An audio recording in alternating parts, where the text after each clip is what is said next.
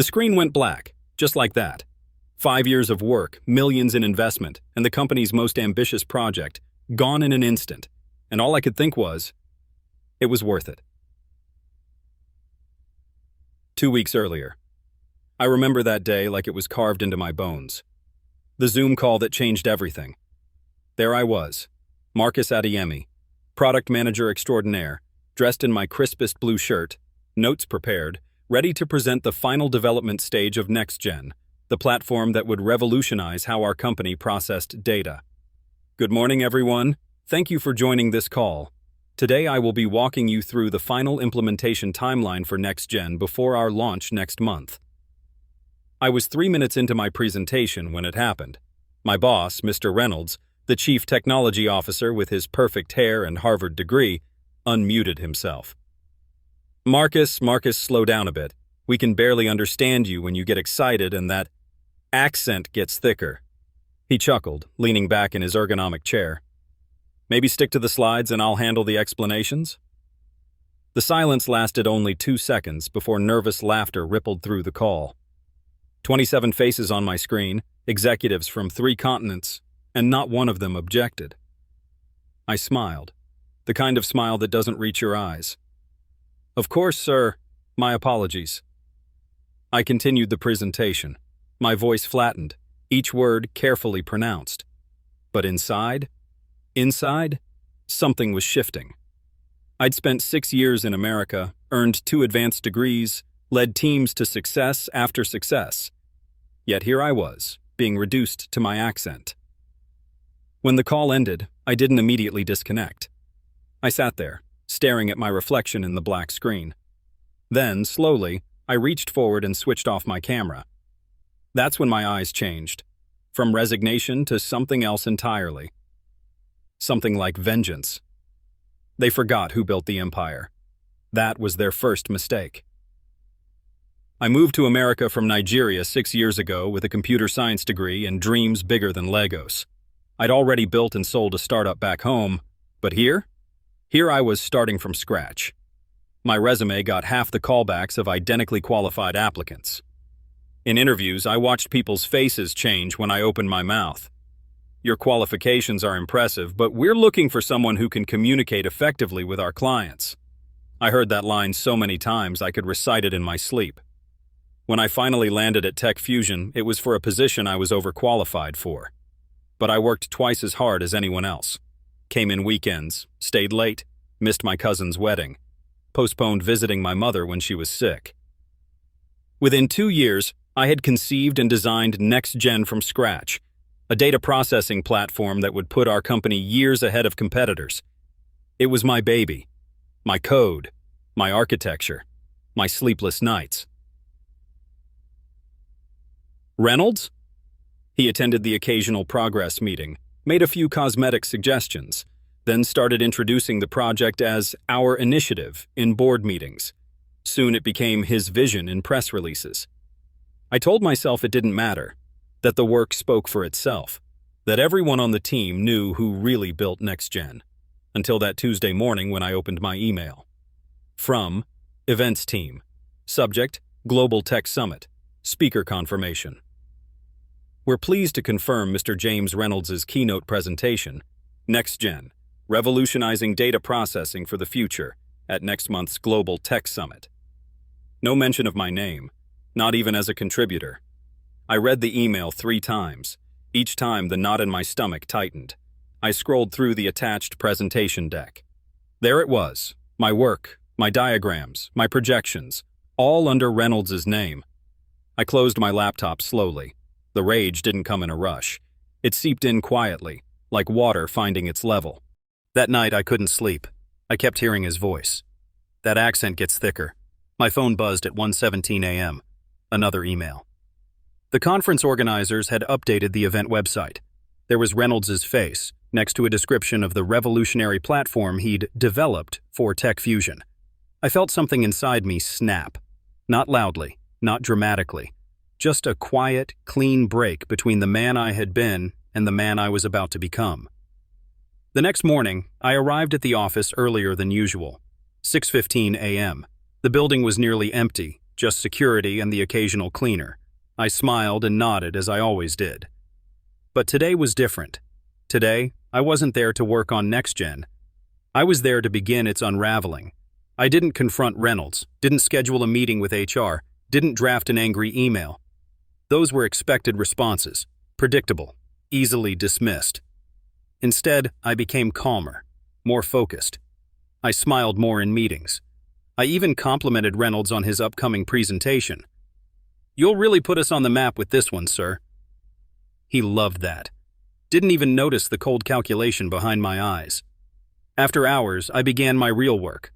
First, I copied all crucial files, backed up every line of code, every email, every Slack conversation that proved Next Gen was my creation.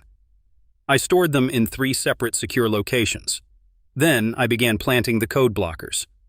Small, nearly undetectable pieces of code that would activate only under specific conditions. Not bugs. I wouldn't sabotage my own creation. Just locks. Locks only I had the key to. During a company-wide meeting the following day, Reynolds muted himself but forgot to turn off his microphone while talking to the director of marketing. "Marcus is just our token hire. We needed someone to make the diversity numbers look good. But we can't have him front and center for the launch. His accent would confuse everyone." I recorded it all. Crystal clear audio that I added to my growing collection of evidence. That night, at home, I replayed the recording. Hearing those words again should have hurt. Instead, I felt oddly detached, as if watching a movie about someone else's life. I looked at my screen, at the web of plans I had carefully constructed, and whispered one word. Perfect. They say revenge is a dish best served cold, but true revenge requires allies. I knew I couldn't bring down Reynolds alone, not without risking everything I'd worked for. I needed people who had nothing to lose, people he had already discarded. Aiden and Zoe had been interns on the original Next Gen team. Brilliant minds, both of them. Reynolds had taken credit for Aiden's UI improvements and blamed Zoe for a server crash that was actually caused by Reynolds' own insisted upon shortcut. Neither had their contracts renewed despite glowing reviews from everyone else. I reached out casually at first. Coffee, catching up. Then, when I was sure they shared my sentiment, I showed them what I had discovered. "He's planning to take full credit at the Global Tech Summit," I explained, as we sat in a quiet corner of a cafe 3 blocks from the office. No mention of any of us. Aiden's face hardened. "I'm not surprised." He introduced himself as lead developer to my current boss at a networking event. Made it sound like I was just some kid fetching coffee. Zoe nodded. "What do you want us to do?" I laid out my plan carefully. I'm not looking to destroy the company or hurt innocent employees. I just want Reynolds exposed for who he really is, and I want to make sure he can't launch without me. "You're talking about sabotage," Aiden said quietly. "I'm talking about justice," I corrected, "and making sure credit goes where it's due." They were in. Over the next few days, they helped me access internal communications I couldn't reach alone.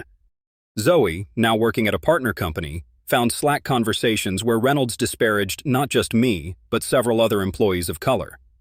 Aiden compiled screenshots of the original code repositories showing my contributions, timestamp after timestamp proving I had built the architecture Reynolds claimed as his own. We were careful, methodical, each piece of evidence cataloged and verified.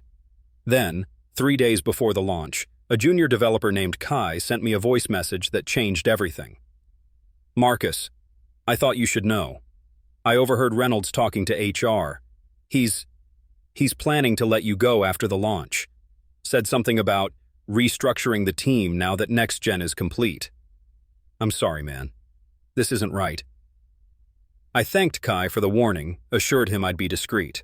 Then I sat back in my chair, a strange calm washing over me. So that was Reynolds' endgame. Take credit for my work, present it to the world, then discard me like a used tool. It was time to accelerate my plans. The beauty of being underestimated is that no one sees you coming. For 5 days, I worked methodically, modifying key portions of the next-gen code. Not to break it, I could never bring myself to destroy something I had built with such care. Instead, I created a sophisticated authentication system that would require a unique key to fully activate the platform during the launch. A key only I possessed. Without it, the system would appear to function normally during all pre-launch tests. But at the critical moment of full deployment, the moment Reynolds had planned for his grand unveiling, it would simply pause. Not crash, not corrupt data. Just stop and wait for the proper authorization. Meanwhile, I compiled the evidence Aiden, Zoe, and I had gathered. Emails, screenshots, voice recordings, performance reviews, Git commits showing the evolution of my code. I organized it all into a clear, irrefutable narrative and sent it anonymously to 3 members of the board. People who had the power to act but who wouldn't immediately alert Reynolds. The email was simple. Before NextGen launches next week, you should be aware of who really built it and how your CTO treats the actual innovators at your company. Evidence attached. More to follow if no action is taken. I didn't expect an immediate response. The board members were busy people who received hundreds of emails daily. I assumed my message would sit unread until after the launch. I was wrong. At 9:37 p.m., as I was finalizing the authentication lock, my phone buzzed. From Victoria Chen, VP of Operations. Subject, NextGen Authorship and Workplace Conduct. I've reviewed your materials. This is deeply concerning. Let's talk, privately. Tomorrow, 7 a.m. Bluebird Coffee on 5th. Come alone. I stared at the message, pulse quickening. This wasn't part of my plan. A private meeting could be a trap. Chen might be loyal to Reynolds, or she might genuinely want to address the situation. Either way, the trap was already set. In less than 48 hours, Reynolds would stand on stage at the Global Tech Summit, click the launch button, and discover that his moment of glory had been transformed into something else entirely. I typed a quick reply to Chen. I'll be there. Whatever happened at that meeting wouldn't change what was coming. The night before the launch, doubt crept in like an unwelcome guest. Was I going too far? Would innocent people be hurt by my actions? Was I becoming what I despised? My meeting with VP Chen that morning had been unexpected. She'd listened, asked pointed questions, and taken notes. At the end, she'd simply said, "This is worse than I thought. I need time to consider the best approach." Not a commitment, not a promise of action, just acknowledgement. Now, sitting alone in my apartment, surrounded by the digital evidence of Reynolds' betrayal, I found myself wavering. I opened my laptop and pulled up a video I hadn't watched in months. My father, recorded a year before cancer took him, speaking at my graduation in Nigeria. "My son," he said, his face filling the screen. "You carry our family's hopes with you wherever you go. America is not an easy place. They will try to make you smaller. They will try to silence your voice. But remember, even your accent holds power. It is the sound of your history, your resilience. Never let them make you ashamed of who you are." I closed my eyes, letting his words wash over me. When I opened them again, I knew what I had to do. I drafted my resignation letter. Formal, professional. No accusations, no bitterness. Just a clear statement that I would be leaving Tech Fusion to pursue other opportunities. But I didn't send it. Not yet. That would come after tomorrow. As I was about to close my laptop, a calendar notification appeared on my screen. Live product launch, 10 a.m. tomorrow, Global Tech Summit, main stage. I took a deep breath and closed the laptop. Tomorrow would change everything. For Reynolds, for Tech Fusion, and for me. I slept surprisingly well that night. The sleep of someone who had made peace with their decision. Launch day arrived bright and clear. I dressed carefully. Dark blue suit, crisp white shirt, the tie my father had given me when I left Nigeria. I wanted to look my best for what was coming. I arrived at the Global Tech Summit early and took a seat in the middle of the audience, not hiding, but not drawing attention either. Just another face in the crowd of tech professionals. The venue filled quickly. Tech Fusion had promoted this launch extensively. Industry analysts, potential clients, media, they were all there. Our CEO, board members, and executive team occupied the front row. At precisely 10 a.m., the lights dimmed. Our CEO took the stage first, speaking about innovation and the future of data processing. Then he introduced Reynolds with glowing praise. And now, the man who has led this revolutionary project from conception to completion, our Chief Technology Officer James Reynolds. Applause filled the room as Reynolds strode confidently to center stage. He looked immaculate in his tailored suit, every inch the successful tech executive. Thank you, he began, his voice projecting authority. Today marks a turning point not just for Tech Fusion, but for the entire industry. He launched into his presentation, showing slides I had created, explaining concepts I had developed, demonstrating features I had coded. Not once did he mention my name or the team's contributions. I sat perfectly still, watching it all unfold. The anger I expected to feel had been replaced by a strange, detached fascination. It was like watching a movie with an ending only I knew. And now, Reynolds announced, approaching the climax of his presentation, it's time to make history. With the press of this button, NextGen will go live, and data processing as we know it will be transformed forever. A dramatic pause. The audience leaned forward. Reynolds smiled, savoring his moment of triumph. He pressed the button. For 3 seconds, nothing happened. The progress bar on the screen began to fill, then stopped at 27%. Reynolds tapped the button again. Nothing. Technical difficulties, he said with a forced laugh. Give us just a moment. He signaled frantically to the tech team off stage. They rushed to troubleshoot. I watched as Reynolds' confidence began to crumble. His forehead beaded with sweat. He tried to continue his presentation, but his eyes kept darting to the frozen progress bar. 5 minutes passed. 10. The murmurs in the audience grew louder. Then, just as Reynolds was about to admit defeat, the screen changed. Not to the next-gen interface as planned, but to a pre-recorded video I had embedded in the launch sequence. My face appeared on the giant screen. If you're seeing this, my recorded self said calmly, it means that the full launch of NextGen has been paused. Not because the platform doesn't work, it does, beautifully, but because it's time for the truth. The video continued, showing a rapid sequence of evidence.